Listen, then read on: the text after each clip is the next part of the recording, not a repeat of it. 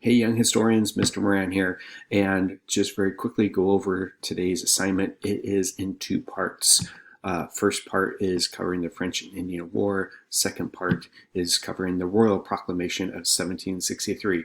And the thing about the French and Indian War that's very interesting is George Washington is involved in this, but he is not an American. Remember, this is before the War of Independence, and so all those people that are living in the American colonies, they're still British subjects. And so George Washington is in the British Army as an officer, and he confronts the French. He has orders from the governor of Virginia to confront those French, and it's his first military engagement, and guess what? He loses. Anyways, we'll go into a little bit more detail about the French and Indian War, and then also too, after that, we get the Royal Proclamation in 1763, and the English have all this land they got from the French, but it's not a good thing. And so you're going to explore why it's not a good thing, especially for those colonists. Why the colonists are kind of upset with this proclamation of 1763. So that's it in a nutshell. I want to give you time to get going on this. And as always, if you have any questions,